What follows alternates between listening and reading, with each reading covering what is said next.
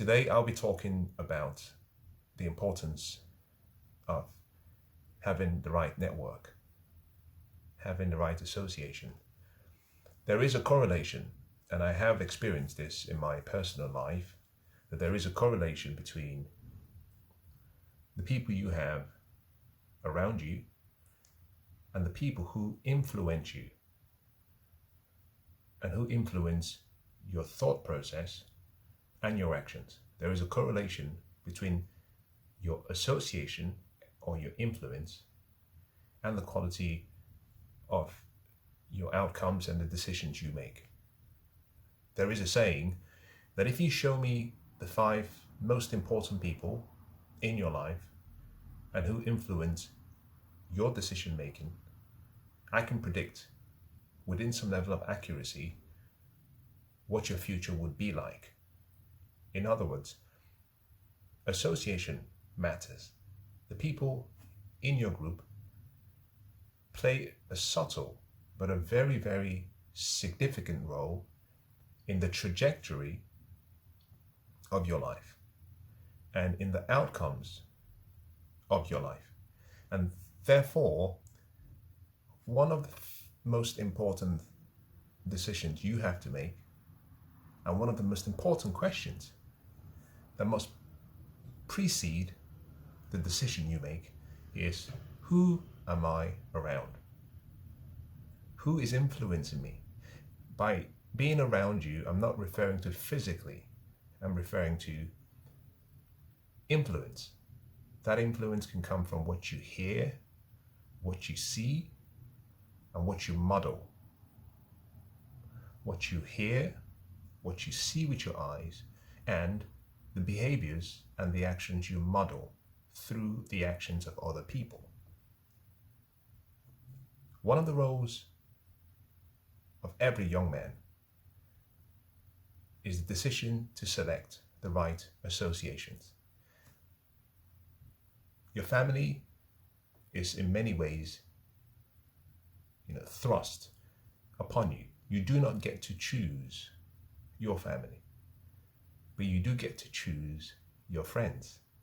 You get to choose your associations. And so what I'd like to do is share about 4 or 5 suggestions. Things I would do differently if I had to do my youth all over again, or things I would do better if I had the opportunity to go back and relive my youth. The first would be to recognize that my life is not a game, and that the people that I spend my time with need to be categorized into different groups. You need an inner circle, you should have an outer circle, and lastly, you should have a social circle. Your inner circle, in my opinion, are people who are strategically important for the most important decisions in the core areas of your life: health, well-being, emotional well-being, your mental state, your finances, your relationships, your family, and business. Inner circle. Your outer circle are those who, by association, whether that be by family connections, or whether that be by where you went to work, or where you studied, or your local community, there will be people who are in your outer circle, but who do not qualify to be in your inner circle. And then there'll be a social circle. These are people you can interact with, people you can be friendly, but firm and fair with them. These will be people in your community, in your neighborhood, perhaps people you share an experience with, whether that be in the gym, at a tennis club, maybe a youth club, even at work. I'll give you perhaps a useful example. And I respect the fact that you might not be of the same religion as this example, but this is quite useful. And I can imagine that if you were to look across most celebrated people, you would find similarities. I'll use the example of Jesus. Jesus in the Bible, he had 12 disciples. He had brothers. He had a father. He had a mother. He had a community. Now let's break it down. Jesus was in the temple and he preached at the temple. His social circle were people who were from the same local area, same community, same neighborhood. That was his social circle. There were people who he spent time with. He visited either the tax collector, or he visited Lazarus, or he visited Mary. He interacted with people, social circle. Outer circle was his family, specifically his parents and his sisters and his brothers. There were also people who were in that outer circle. Some of the disciples were in the outer circle, 12 disciples. But if you were to read the story of the life of Jesus, one of the things you would have noticed was there were only 3 disciples that he always had with him at the most important moments. 3 disciples. Every time he wanted to do something significant, he called the 3. Every time he wanted to do something private, he called the 3. He went with the 3. Now, he spent time with the 12, but he separated the 12 into 2 groups, an inner circle and an outer circle. Let's bring this back to you. The message I'm trying to put across is you need to have a separation between your inner circle and your outer circle. This is point number 2. Between the ages of 18 and 30, you should not be making your decisions using your knowledge. You have not accumulated enough wisdom. You have not lived long enough to have the right level of understanding and experience. You do not have enough knowledge. You should not be making your decisions with your knowledge alone. Between the age of 18 and 30, you should delegate the process of decision making through a process that relies on what I call a board of advisors, people who you select to give you counsel, to guide you, to inform you on your major decisions. So for example, what school should I go to? That is not a decision you should make alone. That is not a decision you should make with your parents alone. That is a decision you should make strategically by reaching out to people who have lived and who have a lot of experience, people who can be critical, objective, but fair, people who have opposing views to you. Your parents love you and they care about you. Your friends love you and they care about you. What you need is a board of directors that can be independent. So you should have a board of directors of your life and consider your life to be a company. 5, 6 people preferably. And if you cannot get 6 people, get as many as you can.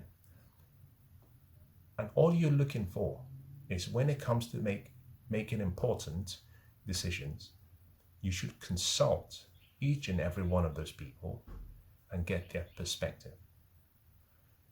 Now, here is a recommendation. When you consult people, do not ask people what you should do. Ask them what they would do if they were in your shoes. The level of advice you obtain is significantly different. You find that people will be more open and honest when they're dealing with decisions for themselves than they would when they're dealing with decisions for you.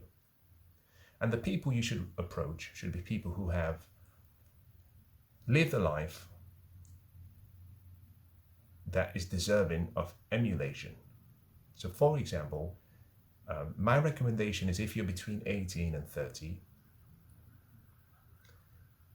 70 to 80% of those in your inner circle should be people who are much older than you by at least 10 to 15 years. People who are very experienced. And the reason for that is because they can draw from their experiences, their failures, their successes, their fears, their triumphs, and in many ways, by learning from their experiences, you can prevent yourself from making mistakes that are avoidable. So you need a board of directors. How you choose this, or you choose your directors, is entirely up to you. My preference, in my case, is to take into account people outside of your social, environmental area. So for example, sometimes it's best to have people who do not live in the same state, city, local borough as you do. You want people from different walks of life, occupations, interests, religions. Now you'll be stunned at how important it is to have people from other faiths in your inner circle. Muslims, Hindus, atheists, agnostics, Christians. Do not be confined to one model. Be open. And the key thing is, when you get advice, do not act on that advice. Collect the advice, document the advice, and then what you find is if you've spoken to 6 different people, you will start to see a trend. All 6 advices could be wrong for you. And this is why you need to know your vision. But what you tend to find is if you have good advices, you will start to see a trend. There will be a convergence of opinion between people.